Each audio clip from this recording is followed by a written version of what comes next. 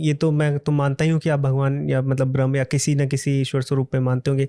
आप अर्पित जी, आपका क्या आउटलुक है? ईश्वर को मानते हैं या नहीं मानते, या किस तरह से देखते हैं?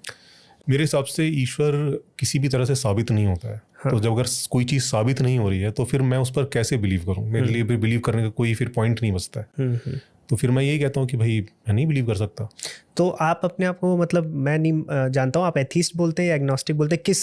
देखिए, होता है क्या, शब्द हम ही बनाते हैं, हाँ, हमारी exactly परिभाषाएं होती हैं। हाँ। तो मैं इसके कहने के बजाय आपको मैंने अपना बता दिया कि भाई मैं ऐसा सोचता हूँ।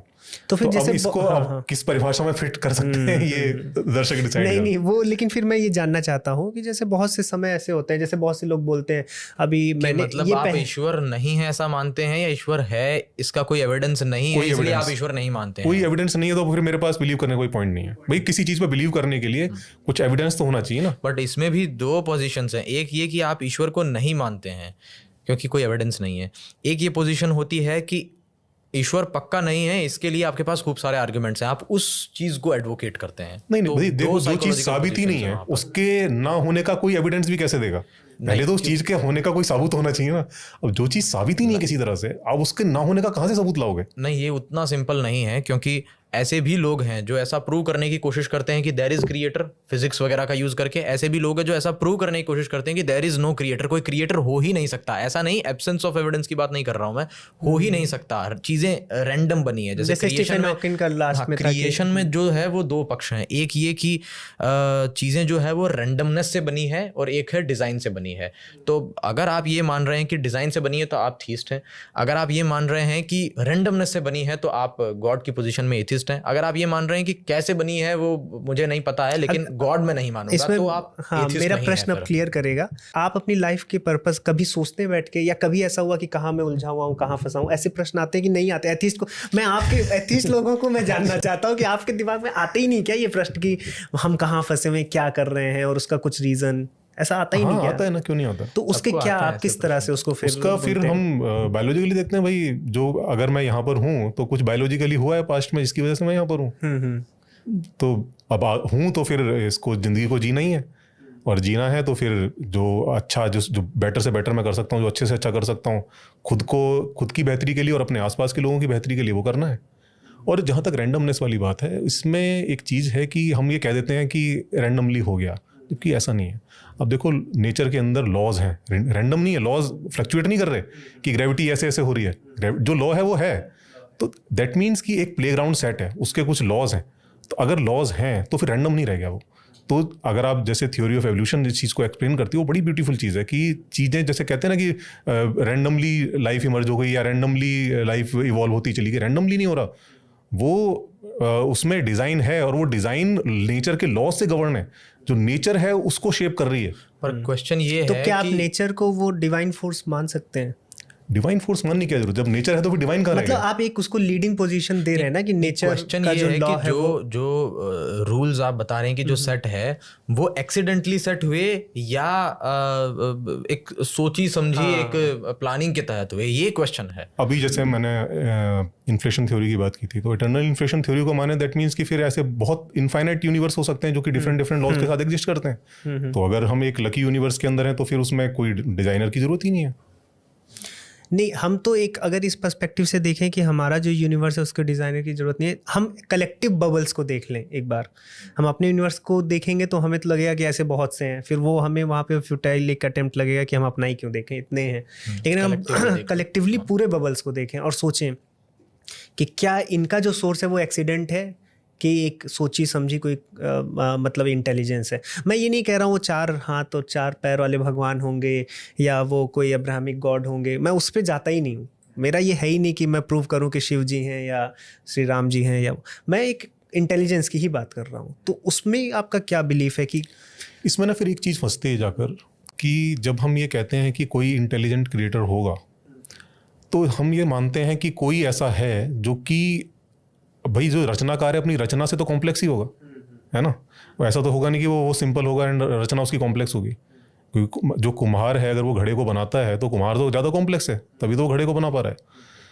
अब अगर ऐसा मानते हैं तो हम फिर फंस जाते हैं। हमने एक कॉम्प्लेक्सिटी देखी और हमने कहा यार ये कॉम्प्लेक्सिटी है यहाँ पर, ये रैंडमली नहीं हो सकती, इसका मतलब कोई किसी ने बनाया होगा इसको।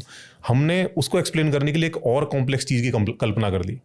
फिर सवाल ये फंसेगा भाई, जब आपने इस कॉम्प्लेक्सिटी के लिए एक और कॉम्प्लेक्स चीज़ इमेजिन कर ली तो फिर आपको उस कॉम्प्लेक्स चीज़ के लिए फिर और कोई कॉम्प्लेक्स चीज़ इमेजिन करनी पड़ेगी। तो हम उल्टी दिशा में जा रहे हैं, इन्फिनिट रिग्रेशन। ये तो इन्फिनिट रिग्रेशन। इसका सही तरीका ये है कि हम ये समझें कि कोई चीज़ एकदम साधारण जगह से शुरू हुई और साधारण से होते होते कॉम्प्लेक्स आ रही है, वो चीज़ समझ में आती है और वो चीज़ हम नेचर में होते हुए भी देखते हैं। यही चीज़ हम बिग बैंग में भी देखते हैं। बिग बैंग में हम देखते हैं कि चीज़ें सिंपल से कॉम्प्लेक्सिटी की तरफ गई हैं। जब बिग बैंग हुआ है उस समय हम देखते हैं हॉट प्लाज्मा है, ठीक है ना, कोई उसमें स्पेशल स्ट्रक्चर नहीं है, वो जस्ट हॉट प्लाज्मा है। देन वो कंडेंस होता है, फिर वो वहाँ से एटम्स बनते हैं एंड देन स्टार्स, प्लैनेट्स वगैरह ये सब, और फिर लाइफ इमर्ज होती है।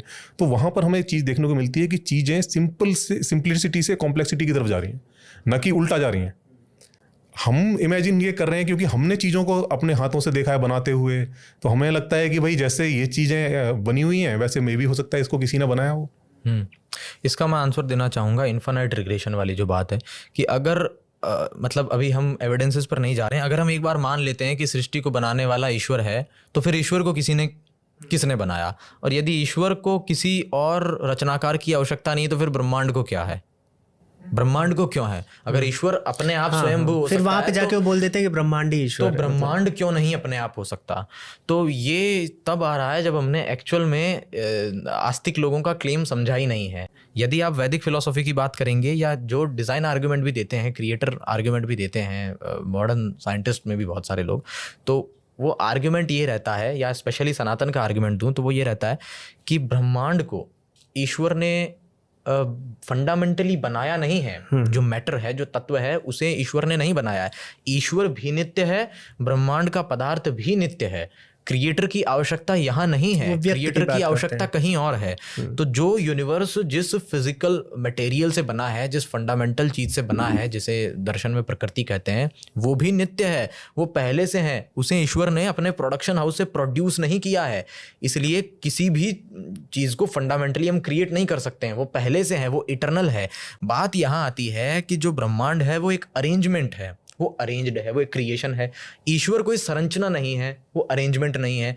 तो ब्रह्मांड की जो अरेंजमेंट हुई है, उस एक्शन को करने की जो हिम्मत है, उस एक्शन को करने की जो जरूरत है, उस एक्शन को करने का जो सामर्थ्य है या जो चाह है, वो किसने सस्टेन किया? तो उस अरेंजमेंट का क्रिएटर ईश्वर है, न कि उस पदार्थ का। तो लेकिन इसमें भी जब हम ये बात कहेंगे तब ये प्रश्न नहीं आएगा कि ईश्वर को किसने बनाया, क्योंकि हम कह रहे हैं ब्रह्मांड को भी किसी ने नहीं बनाया, उस एक्शन को किसी ने किया, और ईश्वर में कोई ऐसा एक्शन है ही नहीं। ईश्वर निर्विकार है, अखंड है। लेकिन इसमें भी मोहित आप देखो, जैसे जो प्रॉब्लम इन्फिनिट रिग्रेशन की आ रही है, उसका एक तरह से ये सिंपल सोल्यूशन है, क्योंकि आपने ब्रह्मांड को भी नित्य बोल दिया, तो जब आप उसको भी इन्फिनिट या इटर्नल ले जा रहे हो, पदार्थ को, हाँ, पदार्थ को भी, जड़ को भी। ब्रह्मांड अभी जिस अवस्था में है, एक्चुअल में सृष्टि का अर्थ क्रिएट करना नहीं है, सृष्टि का अर्थ भी अरेंज करना है, सृजन करना। सृजन का अर्थ है जो पहले से जो मैटर अवेलेबल है, जिसे दर्शन में प्रकृति तत्व बोल रहे हैं, उसे सुव्यवस्थित करना, उसे आपने एक स्पेसिफिक अरेंजमेंट में डाल दिया। और प्रलय का अर्थ है वो लय हो जाता है और वापिस से उसी इक्विलिब्रियम में आ जाता है जैसे वो पहले था। लेकिन तो वो एक्शन करने के लिए हमें ईश्वर चाहिए। लेकिन वही चीज है कि आप जब चीजें मान रहे कि वो है, तो वहां भी इन्फिनिट को आपने आत्मसात कर ही लिया ना, हाँ, कि वो इन्फिनिट टाइम से है। तो यहाँ भी इन्फिनिट रिग्रेशन में आप जाओ, चाहे वो फिर इन्फिनिट रिग्रेशन दूसरा है, वो क्रिएटर आर्गुमेंट में नहीं फंसेगा। वो लेकिन यहाँ भी हमारी भी फिलोसफीज में जो चीजें हैं, जैसे जड़ है, या फिर चूंकि अगर हम इन्फिनिट रिग्रेशन से बचना चाहते हैं तो हम उनको इन्फिनिट ही बोल देते हैं, हाँ, कि जड़ इन्फिनिट। ये जो प्रश्न है कि ईश्वर को फिर किसी और ने अगर नहीं बनाया है तो फिर ब्रह्मांड को भी मान लो, ये प्रश्न सही है, पर इसका उत्तर ज्यादातर सही नहीं दिया जाता आस्तिक पक्ष की ओर से। इसका उत्तर ये होगा कि ईश्वर को भी नित्य मान लो, ब्रह्मांड को भी नित्य मान लो। ये ब्रह्मांड जिस अवस्था में, जिस संरचना में पिरोया गया है, ये कैसे आया, इसका उत्तर बताओ।